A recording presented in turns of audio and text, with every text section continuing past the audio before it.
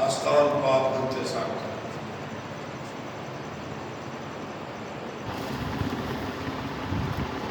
بسم اللہ الرحمن الرحیم۔ الصلاۃ والسلام علیکہ سیدی یا رسول اللہ وعلی آلکہ و صحابکہ یا حبیب اللہ صلی اللہ علیہ وسلم۔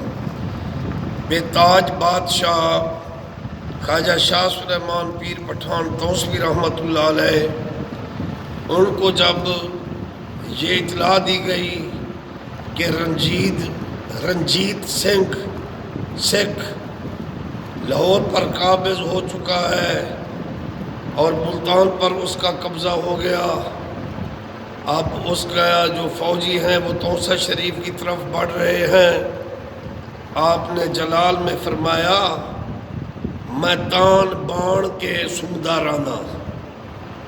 پھر آپ نے فرمایا الیس اللہ بأحکم الحاکمین، اے میرے مریدو حاکم حقیقی تو اللہ ہے، یہ ظاہری حکمران سب اس کے محکوم ہیں۔ کیا سنگڑ میں شریعت پر نہیں چل رہا؟ درس قائم ہے، لنگر قائم ہے، مسکین طلباء پڑھتے ہیں اور شریعت کی اتباع ہے، اور شریعت پر چلتے رہو۔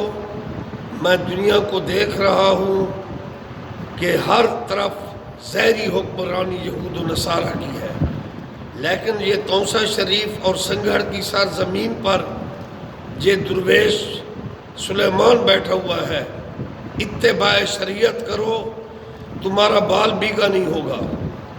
حتیٰ کہ آپ کو بتایا گیا کہ اب اس کی جو فوج ہے سکھوں کی بہت قریب آ چکی ہے۔ حضور پیر پٹھان جلال میں آئے، آپ نے فرمایا جو اللہ کے بن جاتے ہیں ان پر کوئی غلبہ حاصل نہیں کر سکتا۔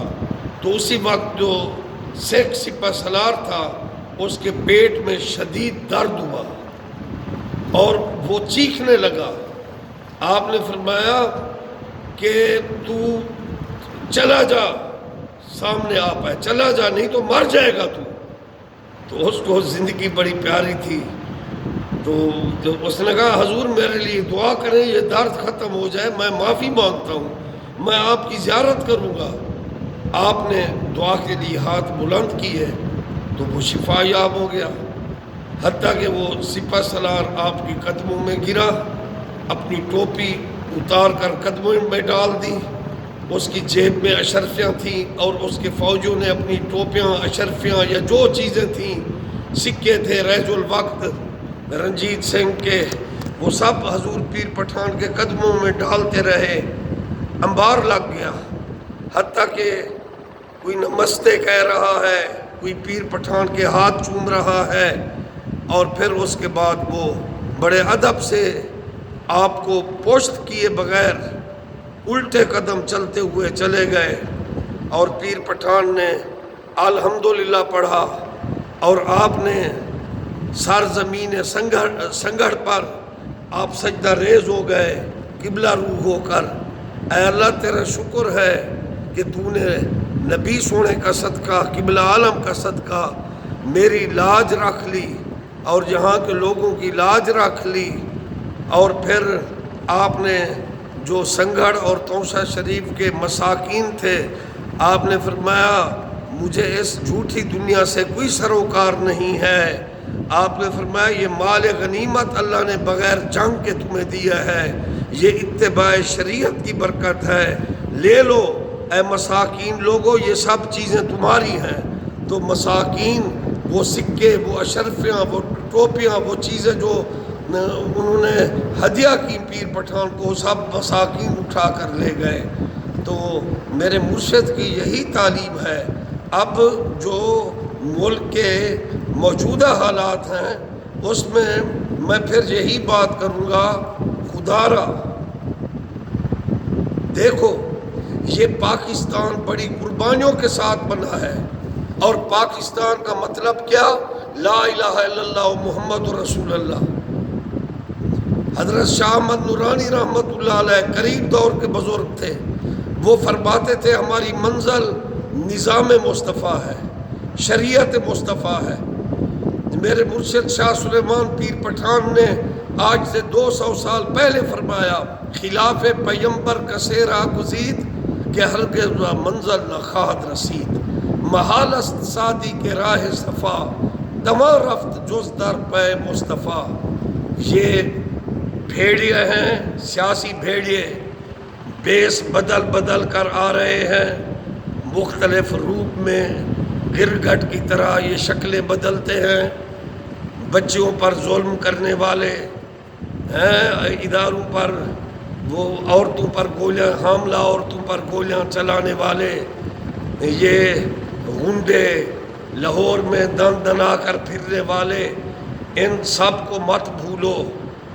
اور میں چاہتا ہوں کہ ملک میں ایسا سیاسی اتحاد ہونا چاہیے کہ جس میں دانشور بھی ہوں، وکلاء بھی ہوں، سکالر بھی ہوں، علماء بھی ہوں، فقیر بھی ہوں، درویش بھی ہوں، پیر بھی ہوں۔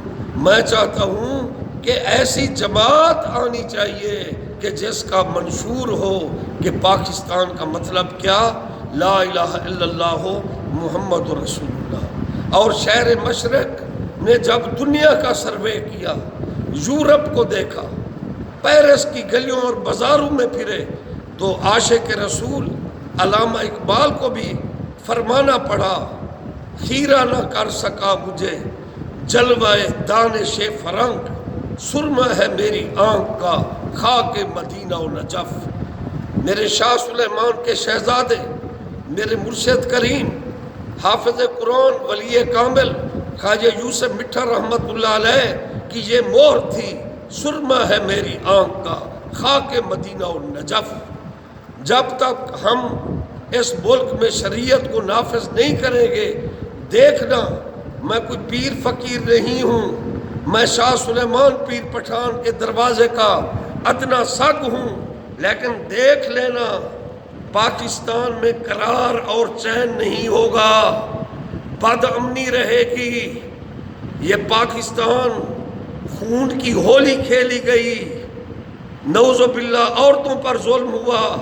مجھے تو شرم آتی ہے یہ داستان غم بیان کرتے ہوئے، لیکن پاکستان کا نصب العین، پاکستان کا قومی ترانہ، پاکستان کا مطلب کیا، لا الہ الا اللہ محمد رسول اللہ۔ ایسی جماعت سب کو لے کر سامنے آئے اور جس کا یہی منشور ہو کہ ہم اس ملک میں محمد عربی صلی اللہ علیہ وآلہ وسلم کی شریعت کو نافذ کر دیں گے، اور اس میں تمام پاکستان کے عوام کو، علماء کو، سب کو متحد ہونا پڑے گا۔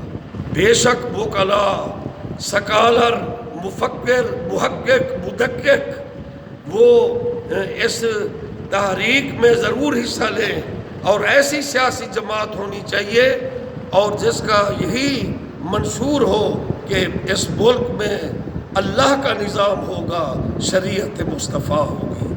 اللہ تعالیٰ مجھے اور آپ کو عملی طور پر توفیق دے، کیونکہ مسئلے کا حل پیارے محبوب کی شریعت ہے، اسلام ہے۔ لَقَدْ كَانَ لَكُمْ فِي رَسُولِ اللَّهِ أُسْوَةٌ حَسَنَةٌ۔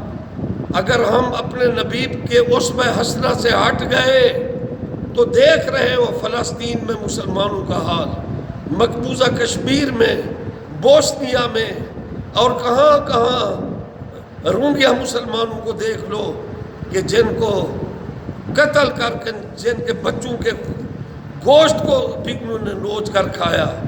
تو اس لیے مسئلے کا حل، پاکستان کا مقصد ملک میں شریعت کا نفاذ ہے۔ جب تک یہ نہیں ہوگا، مختلف بھیڑے، یہود و نصارہ کے ایجنٹ شکلیں بدل کر، بھیس بدل کر سامنے آتے رہیں گے۔ اے لوگو، آپ سمجھ سے کام لو اور اسی نعرہ کو بلند کرو۔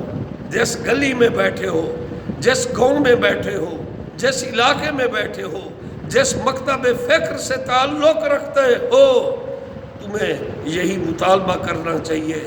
ہم ایسی پارٹی کا ساتھ دیں گے، مل کر ساتھ دیں گے، جیسے مسلم لیگ میں قائد اعظم کا ساتھ دیا گیا تھا۔ ایک نعرہ تھا پاکستان کا، مطلب کیا؟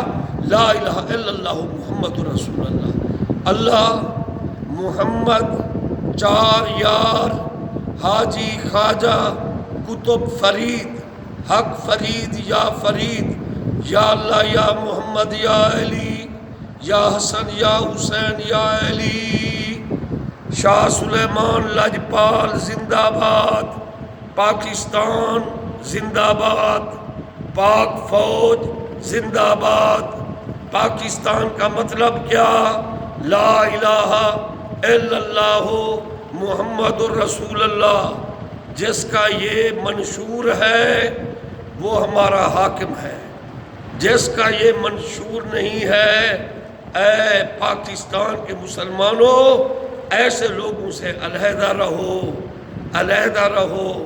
اس پاکستان کا مقدر صرف نظام اسلام ہے، امن آتشی صرف اسلام میں ہے، اقلیتوں کا تحفظ ہے۔ خدا کی قسم، اولیاء اللہ کے آستان دیکھ لو، شاہ سلیمان ہوں، گنج شکر ہوں، اجمیری پاک ہوں، وہاں کیا ہندو، سکھ، عیسائی، مسلمان سب کو لنگر ملتا ہے، محبت ملتا ہے۔ اولیاء اللہ میں تو دہشت گردی یا کسی کو مار دینے کا کنسیپٹ بھی نہیں ہے۔ اللہ اللہ اللہ، حق